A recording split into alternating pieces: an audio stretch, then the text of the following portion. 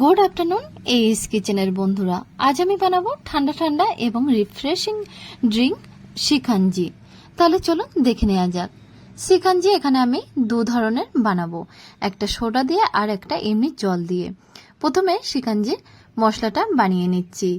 একটা বাটির মধ্যে 2 চামচ সুগার পাউডার দিয়ে দিচ্ছি, হাফ চামচেরও বেশি বিট লবণ দিয়ে দিলাম, 1 চামচ আদার পাউডার দিয়ে দেবো, হাফ চামচ দিয়ে দিচ্ছি গোলমরিচের পাউডার এবং হাফ চামচের বেশি ভাজা জিরের পাউডার, হাফ চামচ চাট মশলা। এই সমস্ত মশলাগুলো একসাথে বেশ ভালোভাবে মিক্সড করে নেব, তাহলে তৈরি হয়ে যাবে শিকাঞ্জি মশলা। শিকাঞ্জি পাউডারটা তৈরি হয়ে গেছে, এবার ড্রিঙ্কসটা বানিয়ে নেব। প্রথমে লেবুগুলোকে কেটে নেব, লেবুগুলো জুস বার করে নেব। দেখুন এখানে আমি 2টো লেবু নিয়েছি, এবারে লেবু থেকে জুসটা বার করে নিচ্ছি। লেবু জুসটা বার করার পরে এখানে আমি একদম ফ্রেশ পুদিনা পাতা নিয়ে ভালোভাবে ধুয়ে থিতো করে নেব।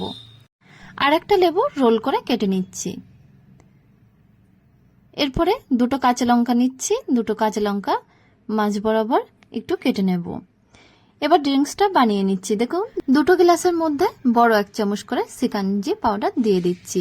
একটা গ্লাসের মধ্যে রোল করে কেটে রাখা লেবুর পিসগুলো দিয়ে দিচ্ছি, আর তার সাথে 2 চামচ লেবুর জুসটাও দিয়ে দেবো।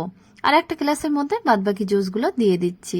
আর যে গ্লাসের মধ্যে লেবু দিয়েছি, স্লাইস করা লেবু, তার মধ্যে একটা কাঁচা লঙ্কা দিয়ে দিচ্ছি আর একটু পুদিনা পাতা দিয়ে দেবো, আর সাথে কিছু আইস কিউবও দিয়ে দেবো। একটা শিকাঞ্জি রেডি হয়ে গেছে। এবার আরেকটা গ্লাসের মধ্যে অল্প একটু ঠান্ডা জল দিয়ে দেবো, আর কিছুটা আইস কিউব দিয়ে দেবো, আর বাদবাকি সোডা দিয়ে দেবো। দেখুন বাদবাকি সোডা দিয়ে দিচ্ছি।